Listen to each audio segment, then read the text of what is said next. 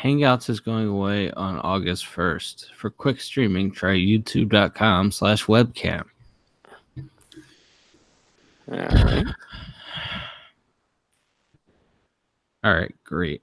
I mean, it sounds like we can still use our existing Google accounts. I hope so. But it would just be through YouTube instead? Sounds that way. Did you happen to see the Orioles almost blow a 9-3 lead? I sure did. That's why I'm mostly very okay with you being 20 minutes late, is because I was enthralled watching Sean Armstrong come in to be the closer. You know, like I didn't think the last pitch was a strike. Like a little K, they showed the K box afterwards, and I guess they said it was a strike. But regardless, he needed 7 pitches to get that guy out, and it's like that's why every single at bat once the bullpen comes in is like 8 pitches minimum. It's just nibble. We have one reliever who doesn't nibble, and it's Michael Givens. Yeah. It's like,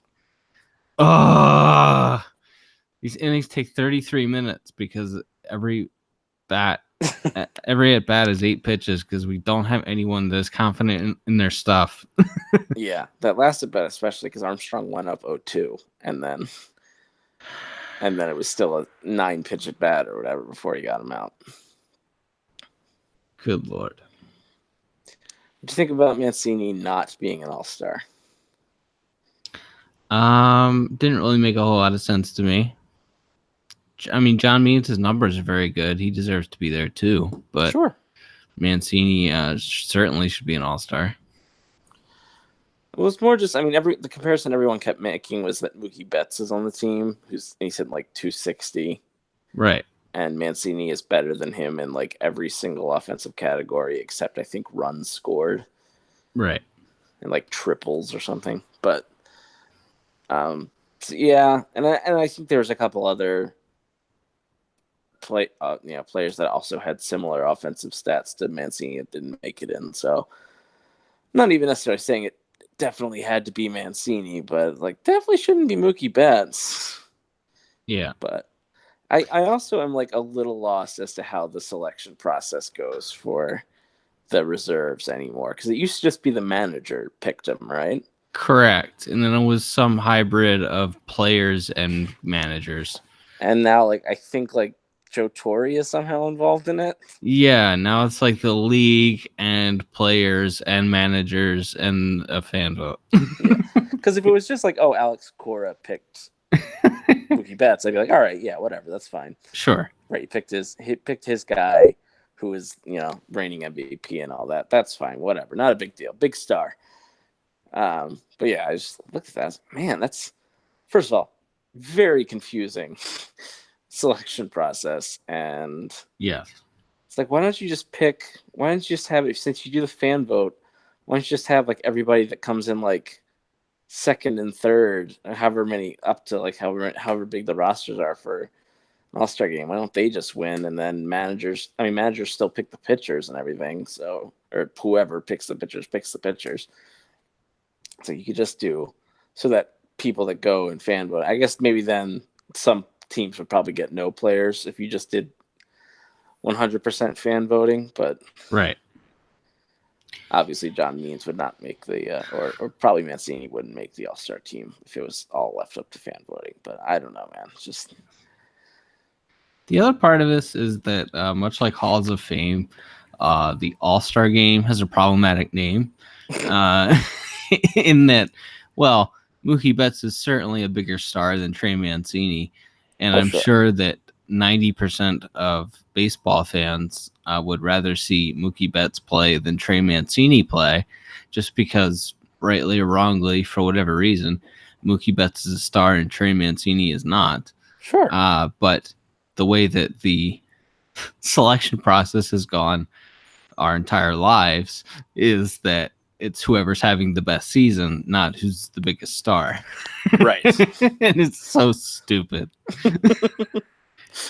That's fair. Yeah.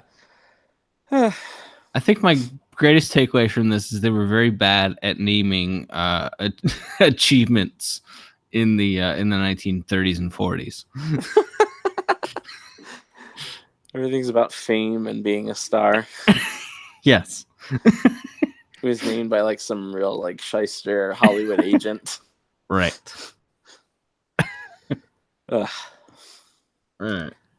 I did see a stat that Mancini has like more hits to this point in his career as an Oriole than like Manny, Cal, and like 3 or 4 other like at least Oriole Hall of Famer types.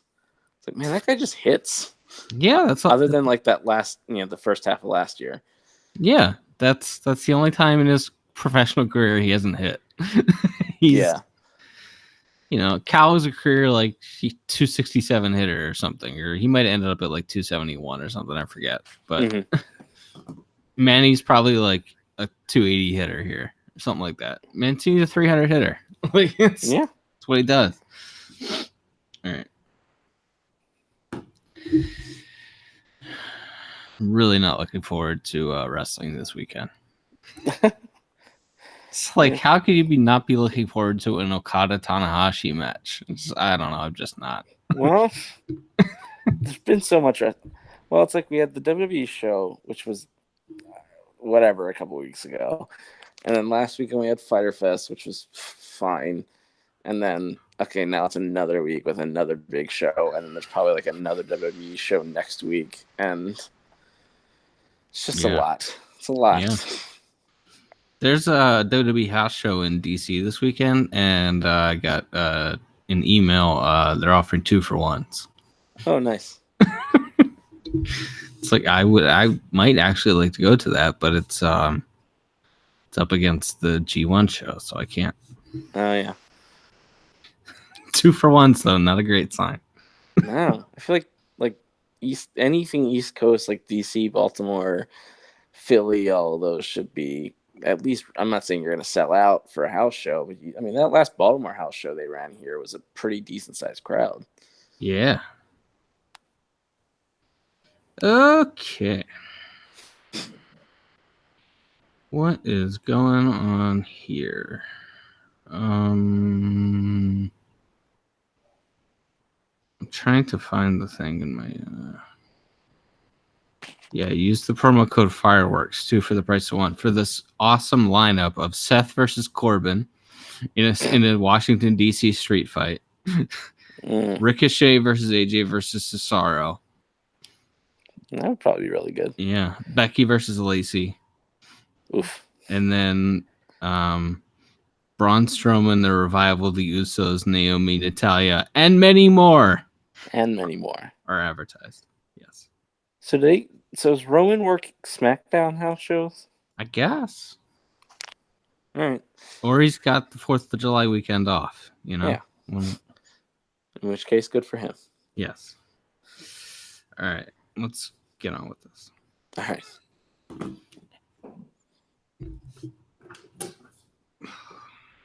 Sorry, hang on a second. It's fine. Their doors opening and closing next to me. Nice.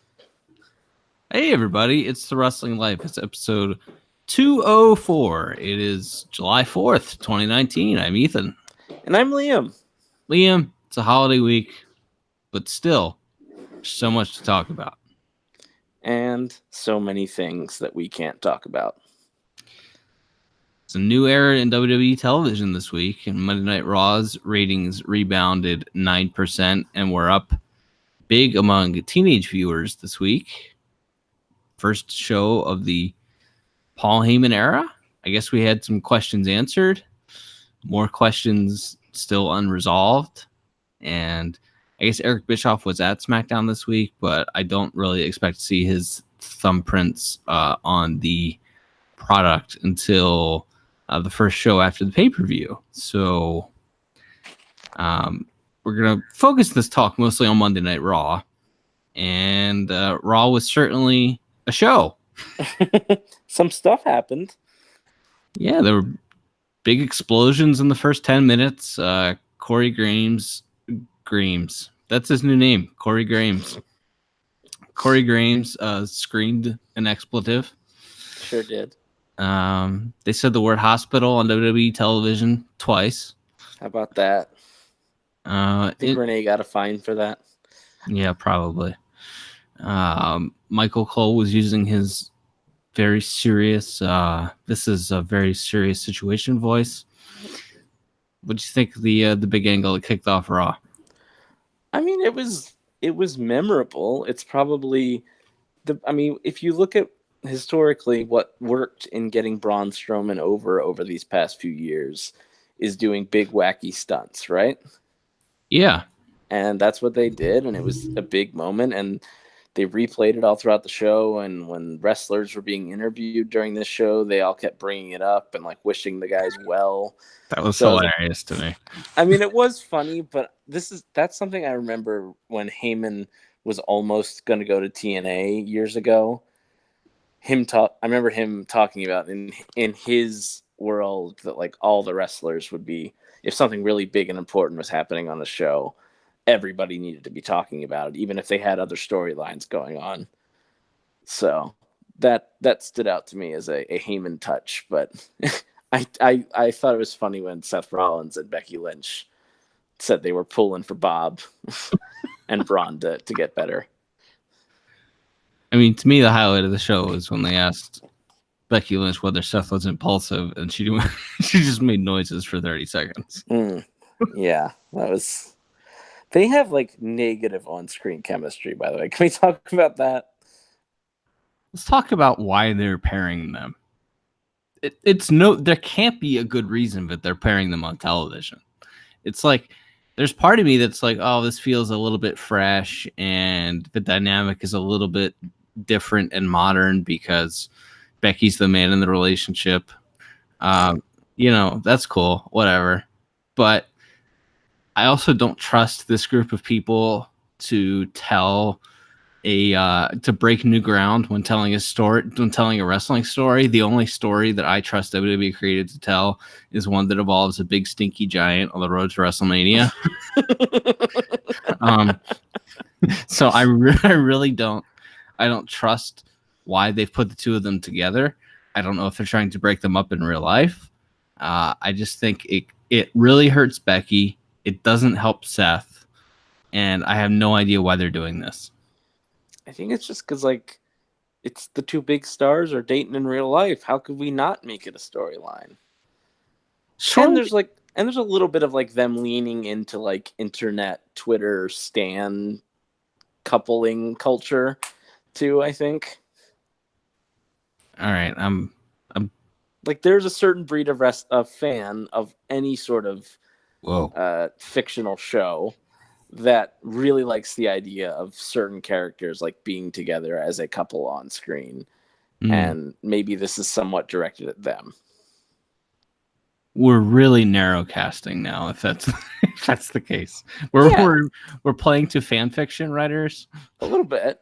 And yeah, maybe it's more just, hey, it's the biggest women's star and our biggest male star, and they're dating in real life, so let's put them together on TV. But yeah, I mean, hopefully they get a little space after this mixed tag.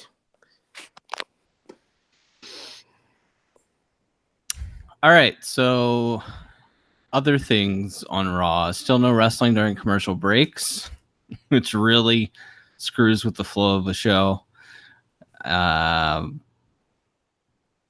They still said medical facility instead of hospital 47 times. So I think that answers one of the many questions we asked on our weekend show about whether or not Paul is going to have full autonomy. Clearly the answer is no. No, yeah, you're still not allowed to wrestle during commercials because, just because. And yeah, you still got to say certain words, certain ways. You still, I mean, there was certainly there was a fresh coat of paint on this, but it's still the same structure. I'll just speak broadly about the show and say that the 3 hours did not drag as much as they usually drag, but I was not particularly a fan of this show. Oh yeah, I wouldn't say it was a good show, but it was less boring than many Raws that I've watched in the past year. It moved very quickly. There's a lot of like you broke up with a lot of like quick interviews. The Street Profits were just bouncing around backstage for some reason, and the show long storyline of AJ and Ricochet leading to AJ turning at the end of the show, I thought was pretty well done and felt different than they usually do when they're telegraphing a heel turn from somebody. So we've been talking about they need a bunch of new heels, and the only problem with that is that you have to have, when you're building a heel, you have to have them beat some baby faces on the way up, and they don't have any over baby faces. So the only way you can do that now is you have to turn some guys. You've been banging the drum about the need for fresh heels. They got AJ Styles. I don't know. That's what I would do, but that's what they did. What do you think about turning AJ? I think he was the best option of what they have on Raw right now. And putting him with the club is fine. Yeah, I thought it was. I thought of all. I mean, if it wasn't AJ, who do you turn? Like, it's either you turn somebody or you call somebody up. I think, and for the moment at least, they're not calling up Adam Cole or Matt Riddle or Keith Lee or somebody that could potentially fill that role. So, yeah, to me, AJ was the best choice. The other big angle on Raw involved my new candidate for the smartest person in wrestling, Maria Kanellis, and her husband Mike. A modern day Kevin Nash, that Maria. She's bright. So she and Mike signed 5-year deals a couple weeks ago. Brand new 5-year deals, $500,000 a year. just keep for Mike Bennett. They're so scared of what Mike Bennett might do on AEW that we gave him $500,000 a year for 5 years. I think they're more afraid of what Maria would do, but yet they don't do anything with her by herself. Anyway, This is all very mind-boggling, but yeah. So to be clear, I don't know if it's $500,000 a piece or $500,000 for the pair, but regardless, it's they have a $2.5 to $5 million investment in these people, and yes. And Maria informed WWE after signing the new deal that she's pregnant. Brilliant. So she's going to be off for about a year. Pregnancies usually last about 9 months. Generally. 9 full months. And, then you get a little R&R time afterwards. So she's off for probably about the first year of this new 5-year deal. And it should have been a neon sign when we saw them on television on Raw this week that, wow, there's got to be something brewing here. And they did I'm not going to use the word, but they did they did a storyline where Maria was clearly the one in charge in her relationship with Mike and referred to Mike as her bitch. She did. And I thought bitch was the word you didn't want to say. No, that's not the word. There's a C word that I'm trying to avoid saying.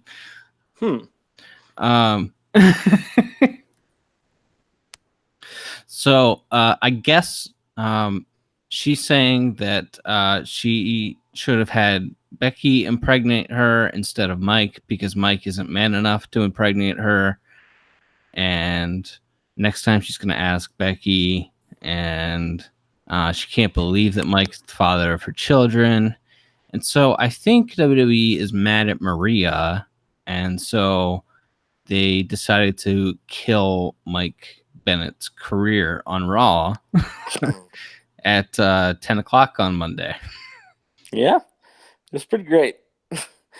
Now, I, as not a fan of Mike Kanellis / Bennett as a television character, even I was like, wow, this is This is going a little far. This is it's a very fascinating thing, and it's one of those things you could probably write like several chapters of a book about Vince McMahon on just the weird things he did with people after he paid them more money than some of us will see in our entire lifetimes. What he would pay those people just to then take them and try to embarrass them or insult them or whatever on live national television. Just a fascinating thing this was, and but yeah, Maria looking like one of, if not the smartest person in wrestling currently. So I'm not sure.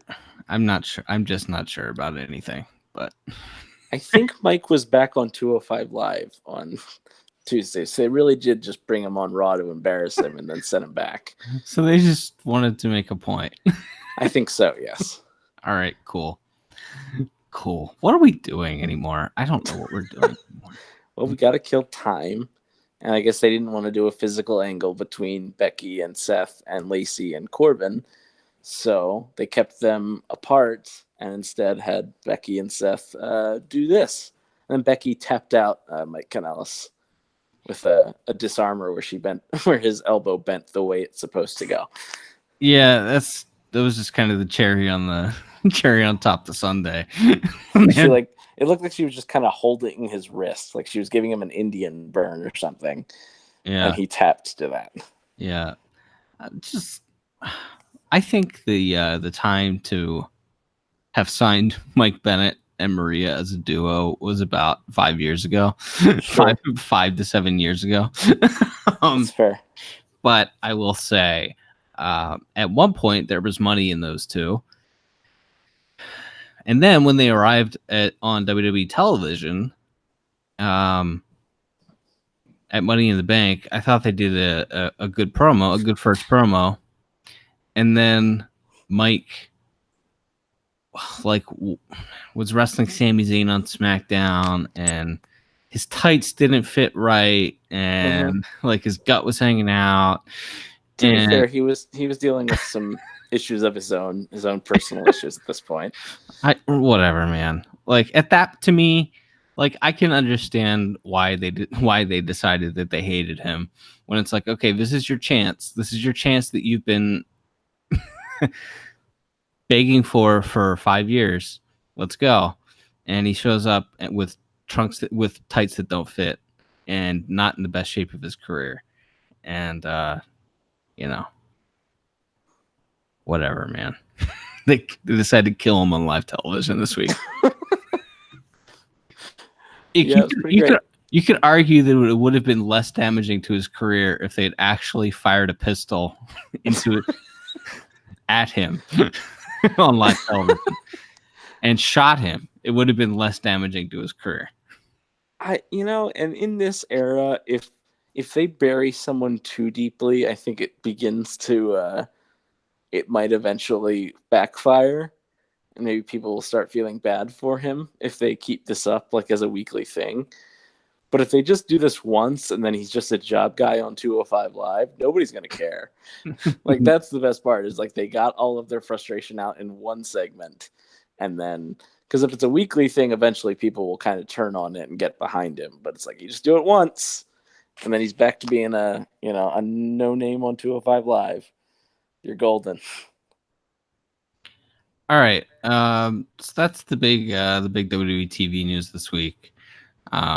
We're still in wait and see mode. Kevin Owens murdered Dolph Ziggler. Speaking of which, yeah, that was great. That was pretty awesome when he just buried him and told him that maybe it should have been you 8 years ago, but it wasn't. So get over it. It's never going to be you again. That's thank you, Kevin, for that comment and for your great service to this country. Yeah. So he told the truth about him. It wasn't. Yeah. It wasn't, any work shoot stuff. No. He just went out there and told the truth about him and murdered him. Yeah, it was great. And I think he might have turned, they might be turning Kevin back babyface. I'm not 100% sure, but if you remember, they only really turned him in the first place because Brian got hurt. So Yes. it seems like they were doing a lot with like him being super annoyed with Shane and Drew, and then of course with Dolph, and he's using the stunner again, which is not a move I would have a heel using. So Yeah. Well, we'll file that under wait and see. You watched Fighter Fest this past weekend. How was the show? it was a very watchable show. Now, to be fair, I did not watch the pre-show that seemed to get everybody's dander up, so to speak. I know some people don't seem to like the librarian stuff. I think it's fine. You should have some comedy variety on your show. Whole show shouldn't be a comedy show, but you can have some goofy stuff on the pre-show. And then the Michael Nakazawa match with Nakazawa against I don't know the man's name, the guy who puts on the video game conference or convention. Jabroni, something like that. Yes, Jabali, I believe. Mike Jabali or something like that. Mike Jabroni. Yes. Apparently that was really bad. Or it's like, well, it was an untrained wrestler against, a wrestler. So, yes, I imagine that was bad. But like I said, the main show is like 2.5 hours long. There was a good variety of style of professional wrestling. Got your big hardcore thumbtacks, nails, tables, chairs, barbed wire main event with Janela and Moxley. Had the crazy spot, just spots, Lucha Fest with Laredo Kid and the Lucha Bros against the Young Bucks and Kenny. And then Ty Dillinger wrapped a steel chair around Cody's head and cut him open with the lip of the chair, even though they apparently tried to gimmick it so he wouldn't really be hitting him super hard with the chair. I don't know. Maybe just don't do unprotected things to your skull, even if you've, gimmicked the chair. Maybe just don't do anything where you don't get your hands up. How about that? Sounds good to me. There were New Japan shows in Australia this past weekend. I watched the only one that you could watch, which was on Fight TV or very early Saturday morning. Let me just say, I hate Fight TV. I hate the Fight app. I ordered the first All In on that app and then had to order it on television like a caveman because I couldn't get it to play. And then on this one, I watched on my PC, and there was the video feed cut out and missed the finish of the Rocky Romero El Fantasma match. So, Fight TV can suck it. Also, Will Ospreay and Robbie Eagles had a match that was not as good as their match in the Best of the Super Juniors this year. But no one watched the Best of the Super Juniors match, and so people actually did watch this one, and were like, "Wow, that's the greatest Robbie Eagles Will Ospreay match of the year." And I'm like, and no. You, the one man who watched the entire Best of the Super Juniors, is just steaming mad about it. I'm furious, furious at Fight, and I'm furious at everyone. Yes. It was a very good match. Go back and watch their match from last month. It was much better. Fair enough. So and then Eagles turned, right? He left Bullet Club and joined Chaos. Yeah, he's in Chaos now. I don't care. They have all these factions, and they're not, other than to split people up to do the 6-man tags that open every show. What is the point? They used to mean something. They don't anymore. Beyond the heel factions like Bullet Club and Suzuki-gun, okay, it matters if you're in one of those two, because we know you're a heel and you're going to cheat. Right. But as for the other stuff, it doesn't matter. So Los Ingobernables has cool merch. I don't know. Yeah, I guess that's valuable in that they are they're clearly the most over babyface group. Yes.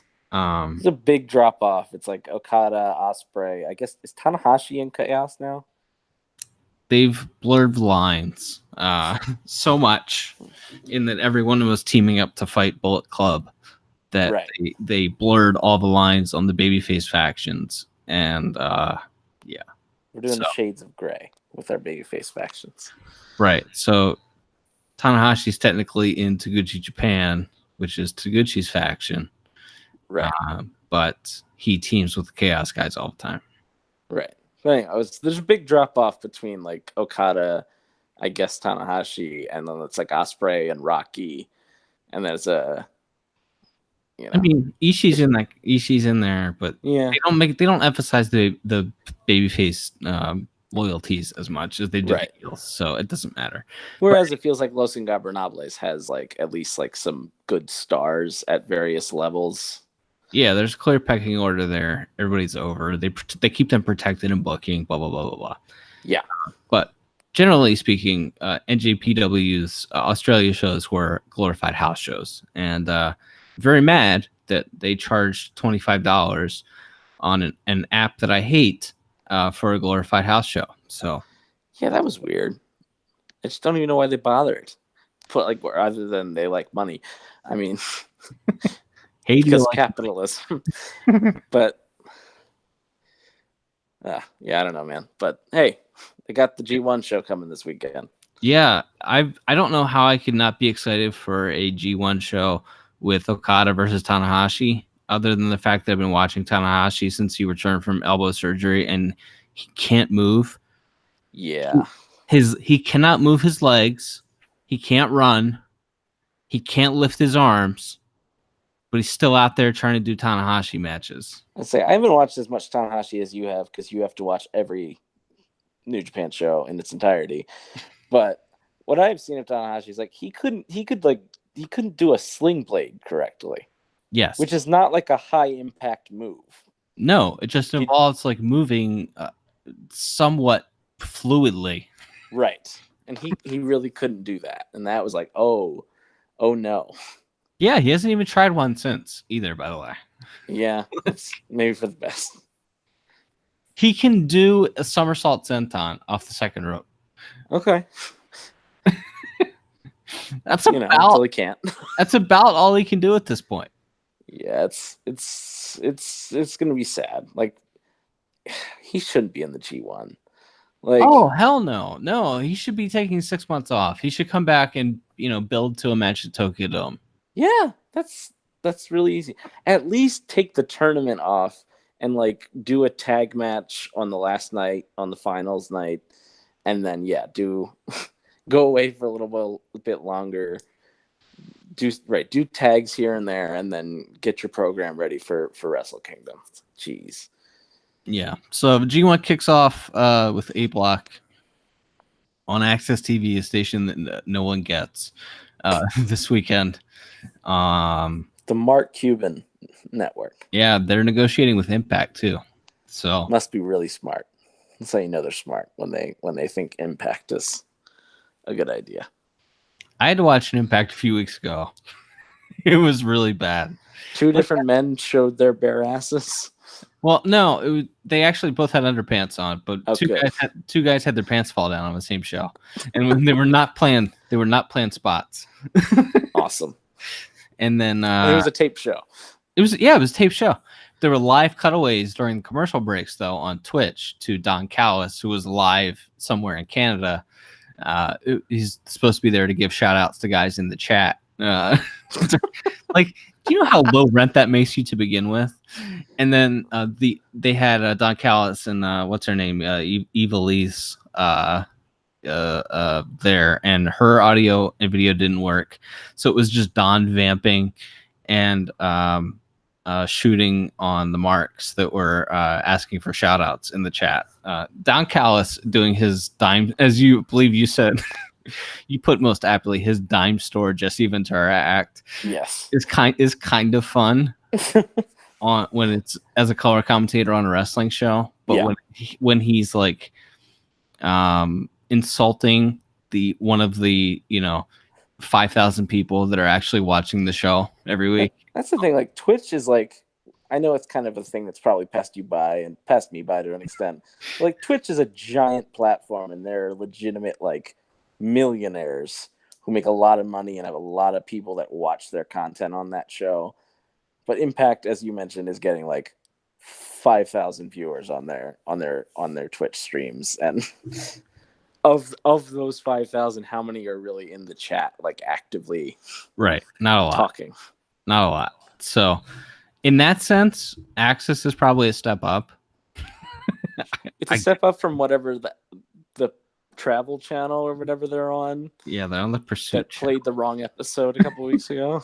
It's like the second time they've done that too. Or no, they played the wrong episode once, and then another time they went to a commercial and just never came back to the show.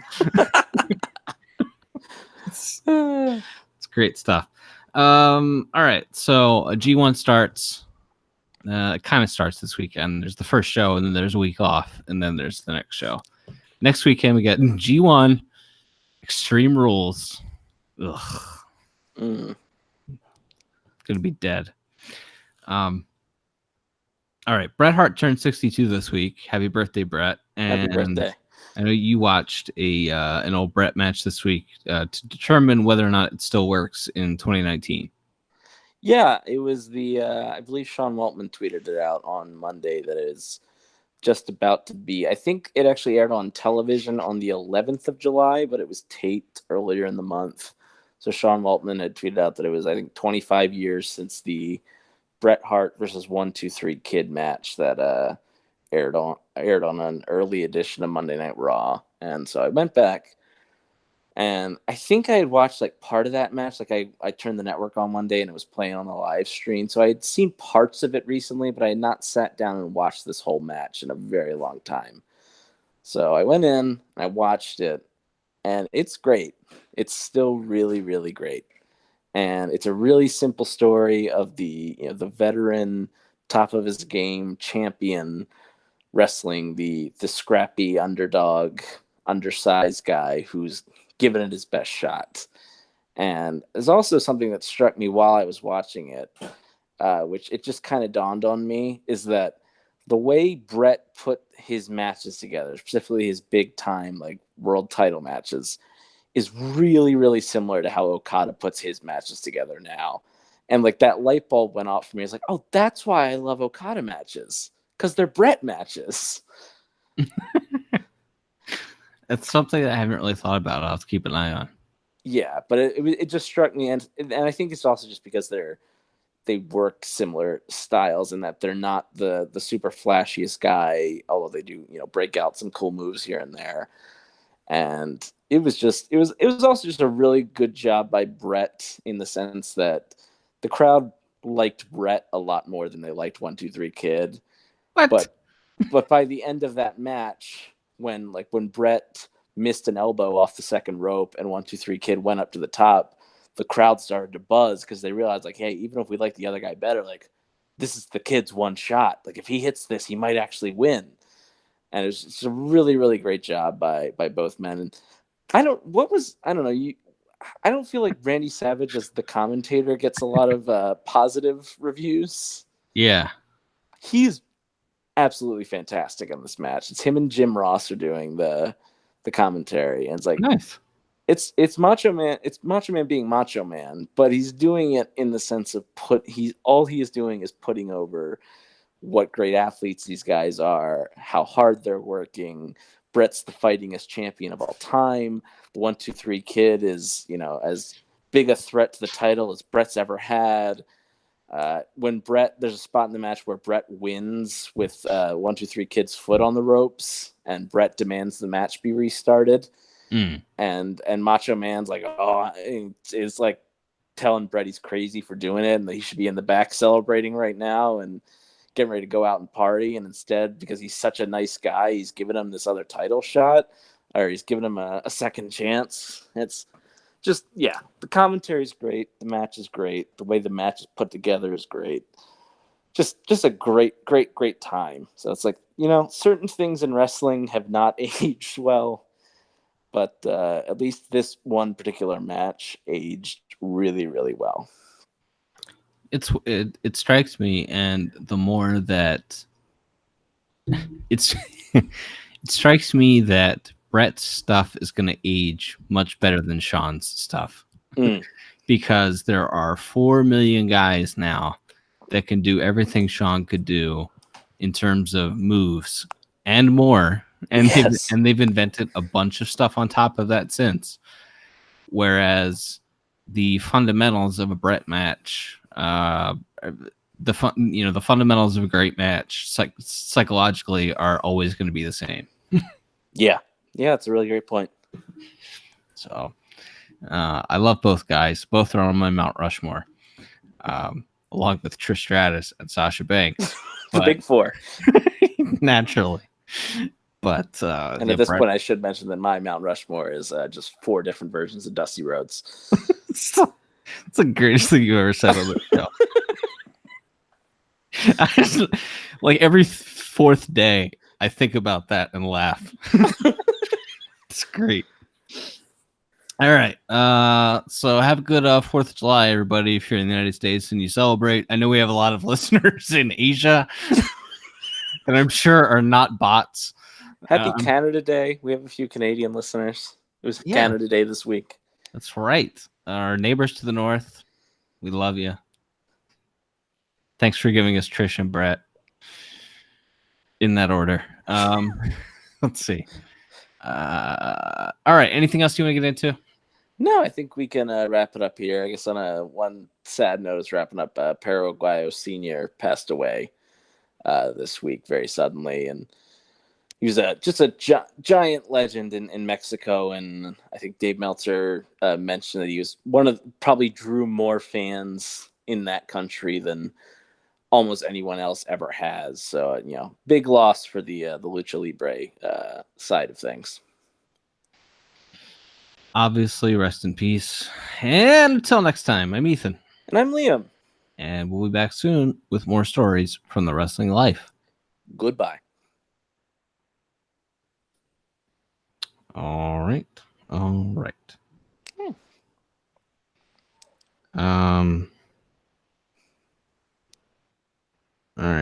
I'm not sure if I can do that convention, but I'm half-assed tempted to do that Glover Durant's convention. What would you think about doing it? Yeah, if you're into it, all right. I would pick up the tab for you. If I just don't know if I can swing it. I'll have to look at what I'm doing. Okay. But I will. I'll let you know in a couple days here. All right.